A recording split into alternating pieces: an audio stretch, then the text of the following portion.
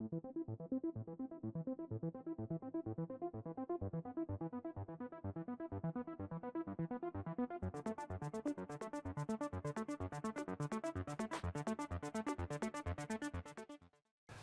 everyone, welcome back to the range. My name is Matt, and I've got a body armor test today because I'm the king of armor destruction. This one hails from Al over at Stealth Armor Systems. This is a prototype of his.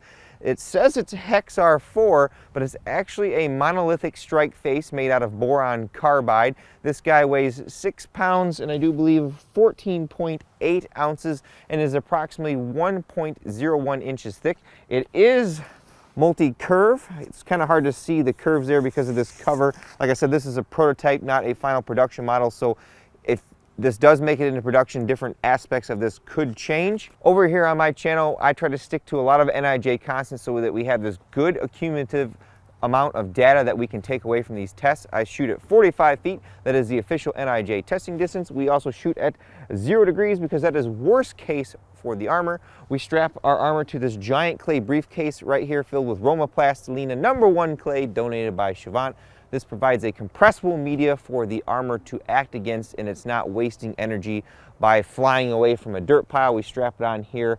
Now the clay has to be heated to a certain temperature to certify for NIJ testing, so it's only about 45 degrees outside today, but I did heat this clay up beforehand. It's around 70, so we're going to see a representation of what backface could potentially be in an official NIJ test. You know, if I get 30 millimeters here when it's 70 degrees, it could be failing at the official NIJ. I also use a chronograph whenever possible so that we can collect that velocity data. I put a pre-summary and post-summary spreadsheet of all the different threats that we're going to shoot at it, and since this is level 4, that means I get to bring out all the cool specialty rounds to throw against this. Now, because this is boron carbide, I'm not sure what the upper limits for tungsten will be, but I know it's supposed to be good at stopping steel core threats. Also, because this employs a ceramic strike face, I've gone ahead and dropped it on his face 2 times per the NIJ standard.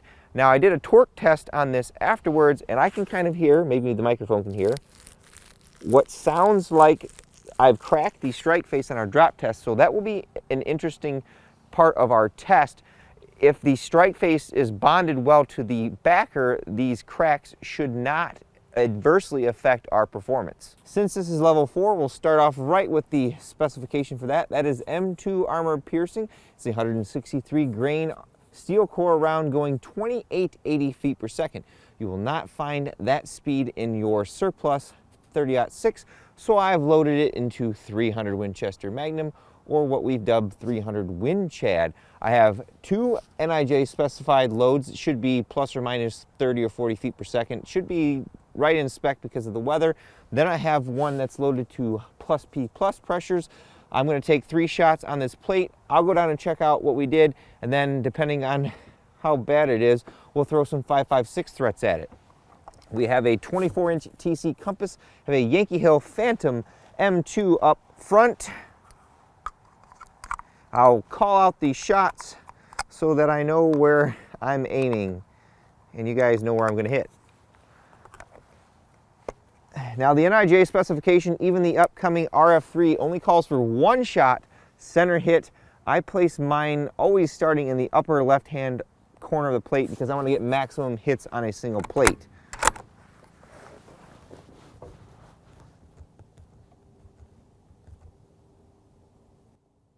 So this would be the left side of the plate. A little over specification there, even today.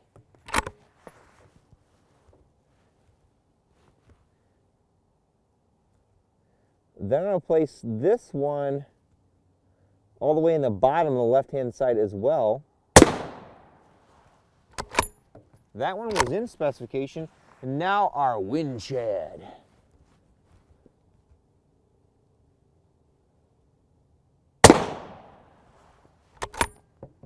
Nice.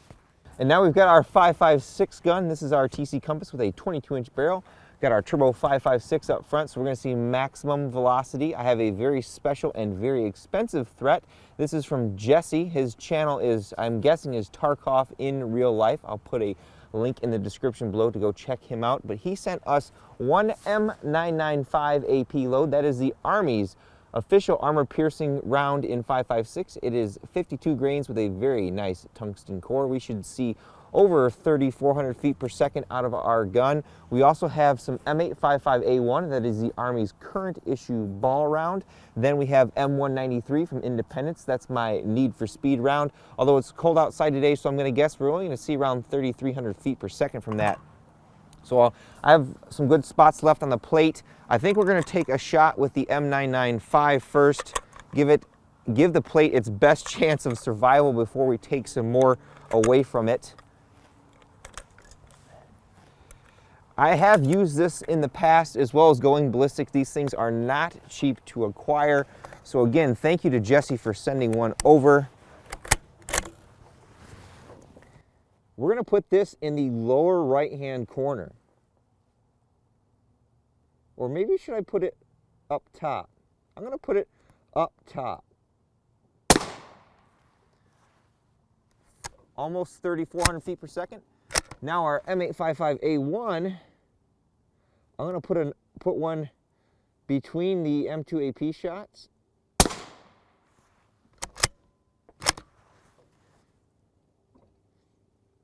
And then this one I'm going to put on the right-hand side below that M2AP shot.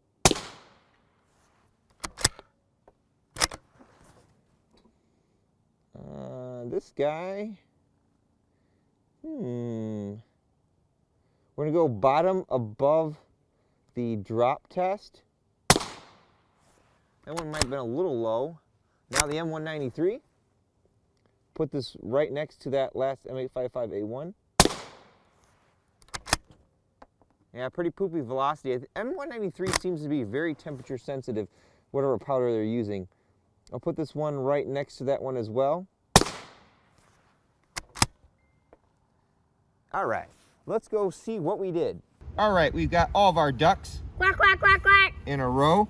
Here was our M2AP, here was our M995, here was our M2AP plus P plus. We didn't really get extra velocity out of it today, but we got well over the spec. Here was our M855A1 shot number 1. Here was the second shot of standard pressure M2AP. Over here was our second M855A1. Then the third down here, that might be close to the edge. In an NIJ test, they may not consider that a fair hit. Here was M193 number 1 and number 2. Place those bets in the comments below. The straps are coming off. Hopefully I don't hit myself or the little child with me today. Uh-oh, Raggy. We have a couple penetrations here. Our M995 definitely penetrated, as well as that M855A1. Though it was far enough away from these other hits that I would consider that a fair hit as well as that. But we may have compromised enough of this plate that the ceramic wasn't there to stop it. But this is a cool thing about using this aramid fiber Kevlar is look at the back face signature from the M2AP. There is just a tiny dimple there. Here's our dimples in our clay. Like I said, this is going to underrepresent, but these dimples are very controlled for that particular threat. I do have our depth gauge here. That one down there, the standard pressure 21 millimeters, our plus P plus variant 30 millimeters. So we've seen over 30 millimeters on some plates with the standard pressure. Standard pressure over here, 19 millimeters.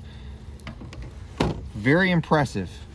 All right, now the fun part is our teardown. I thought that this was using aramid in the back, but it's just an encasement. Here is our polyethylene. It does appear to be pressed.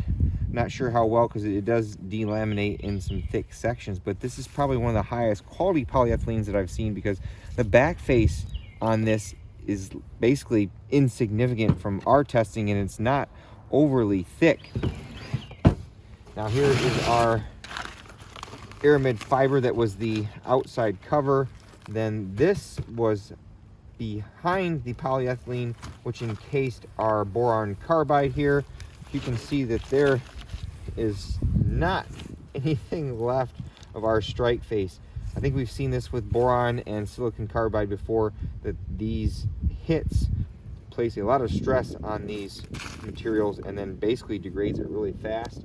I found a piece measured around 390 thousandths thick, so that's a little above average for what we've seen from level 4. Some of the cheaper aluminas are using 420 thousandths thick, and I do believe R.A.N.G.E's King 1189 is using ½ inch of aluminum strike face. Then just on the front is more of the aramid. There was a drop face foam added, pretty high density there.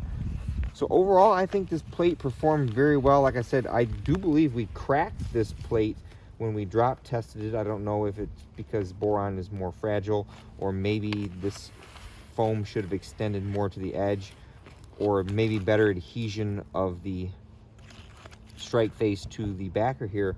But even after doing a torque test and hearing that it was cracked, it still stopped M2AP, 3 rounds of it, without an issue, as well as our 5.56 threads, except for our M995 and M855A1 up here in a compromised area.